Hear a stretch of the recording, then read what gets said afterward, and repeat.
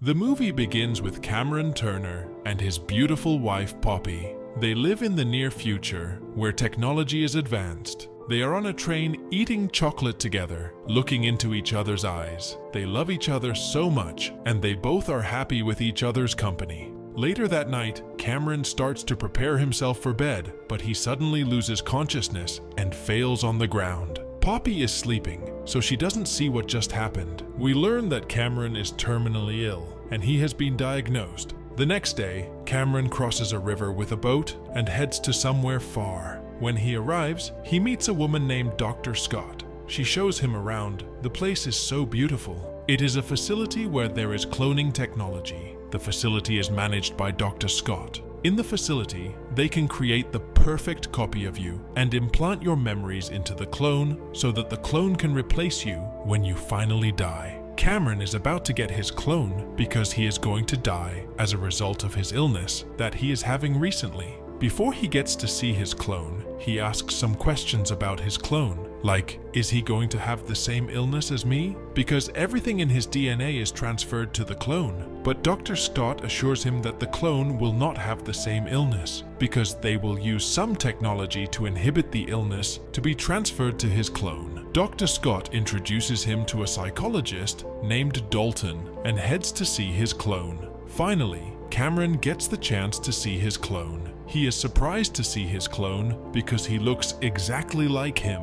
But the clone mind is not active yet because Cameron hasn't made up his mind yet. Being very surprised, he slowly touches the clone's hand that exactly looks like him. Cameron tells the doctor that he can't do this and heads to his home and continues his normal life with his amazing wife and son. He is thinking a lot. He is having a hard time to tell his wife the truth about his illness or to just bring his clone without anyone knowing that he dies. Seeing his wife and son being happy, he doesn't want them to be sad because of losing him. In the next sequence of the movie, Dr. Scott comes to check up on him and to talk to him. She is trying to convince him and also shows him another clone lady named Kate. She is working as a clerk. He goes there and meets with the clone Kate and her daughter. He cannot tell the difference between a clone and a real person since they exactly look alike. The clone by herself doesn't know that she is a clone. He spends some time with the clone and heads to his home. Later, that night, his wife playing a piano comes to him and they have an amazing romantic time together. She then tells him that she is pregnant and they are going to have a new baby. Cameron, knowing that he is going to die soon, starts to cry. He considers telling her the truth for a moment, but he cannot bring himself to say it. He makes up some excuse about being nervous about being a dad again. Afterward, he calls Dr. Scott and tells her that he has changed his mind. The next day, Cameron heads to the facility and meets the original Kate. He sits beside her, and she asks him how her clone is doing. He tells her that she is doing well. Later, Cameron is on video call with his wife.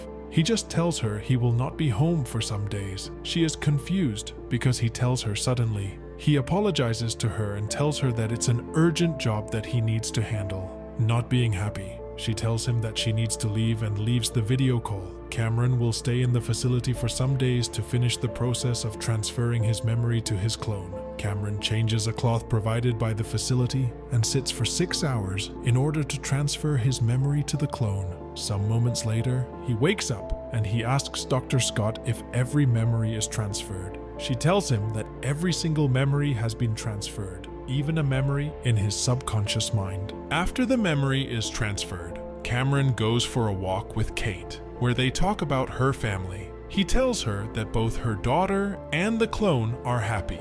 Dr. Scoot is watching them through the window while they are having this conversation. Now they have transferred all the memories of Cameron to his clone. The next step will be to check the synchronization of their mind, which means Cameron vividly goes through some of his important memories like meeting his wife, having his first kid, and his wife's brother named Andre's death. After some synchronization rounds, it is finally time to wake up the clone. They put the clone and Cameron in different rooms so they can have some time getting used to the idea. Scott explains to Jack that a freckle on the palm of his hand is the only difference between the original and him. It is put there on purpose in case he needs help remembering which one he is. Cameron spends the evening calling his family, and while he is playing a video game with his son, he has a seizure. He barely manages to end the call before he passes out. The next day, he spends some time with Kate again, during which he expresses his fear of dying at any moment without saying goodbye to his family. Afterward, it is finally time for him to properly meet his clone, who he finds talking to Dr. Scott about his wife with perfect memory of accuracy. The two of them stare at each other for a while before the clone confesses how nervous he is about the whole deal.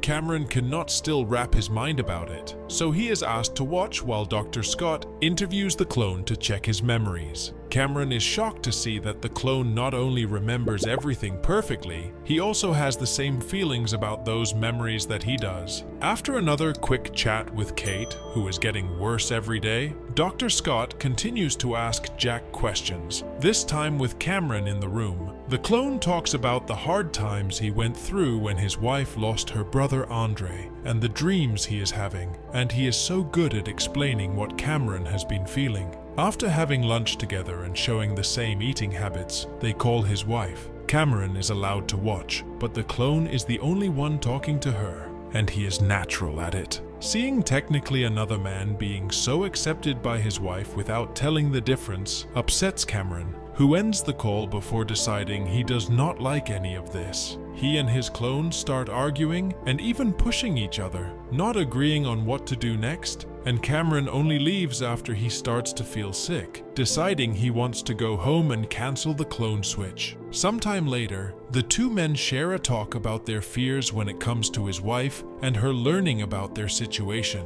But it is not enough for Cameron to change his mind. Even if his health is not good at the moment, he wants to see his family. When the time comes for Cameron to leave, they put cameras on his contact lenses so the clone can look into his family life and learn about their lifestyles. However, Cameron does not even get to the door of his house. He begins having a seizure right in the middle of the street, even losing consciousness for a few seconds. Dr. Scott sends a car to pick him back to the facility, which Cameron does not want, but has no other choice to accept if he does not want to die in front of his family. Cameron falls unconscious again on the way back, and Dr. Scott puts him to bed with some strong medicine while telling Dalton to send the clone in the morning because he is ready. The clone is given all of Cameron's clothes and accessories. Dr. Scott tells him that he will have a 2-week trial with the family. If all goes well, then he will come back to have his memories of the cloning procedure removed. He will also have to wear contact lenses with cameras so they can monitor his progress. When Jack arrives at the house, everything goes extremely well.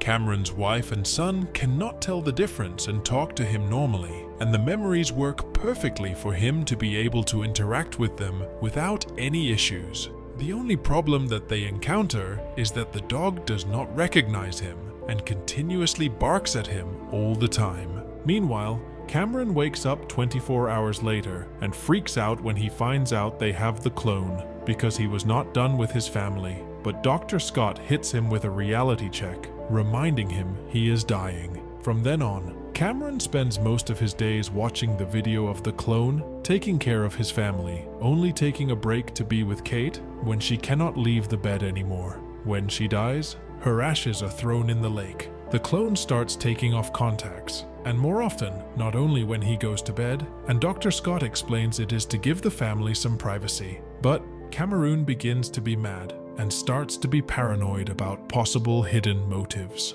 After having a bad dream about the clone mistreating his son, Cameron decides he has had enough. He steals an old watch of his that they did not give his clone because it is broken. Afterward, he sneaks out of the facility in the middle of the night, using the watch to activate a boat that takes him back to the mainland. He makes it to the house a few hours later, and the first room he visits is his office. There he sees all the arts that the clone has been creating, and the chat conversation that he has had with his wife. The noise he makes, though, wakes up the clone, who comes over and shows to be very understanding of his presence. Feeling sympathy for him, he allows him to have one last night with his family, so the two of them exchange their clothes, scaring the dog when he sees them together. Cameron wakes his son, and takes him to the kitchen, where he teaches him to eat edamame, his wife's favorite snack to have with beer. Cameron can't help crying while hugging his son, and after putting him back to bed, he goes to his wife's room to see her for one last time. She asks him why he is sad when she sees his sad face. He tells her he had a bad dream about their son and nothing more. She then hugs him tightly to comfort him. They both agree to call their new baby Andre after her brother. They hug each other so tightly. While his wife falls asleep, Cameron leaves the room and exchanges clothes with the clone again. Before he returns to the facility, he shakes the clone's hand and thanks him for everything. Cameron spends his time drawing and talking to new clients about the clone experience. 2 weeks later, Dr. Scoot tells him that the clone's memories of the facility have been deleted, and he is fully Cameron now, which the real Cameron is thankful for. Before he gets his memory fixed, the clone manages to leave one last video for Cameron as a gift. It is a video of his wife telling him how much she loves him. This puts Cameron in tears and the movie ends.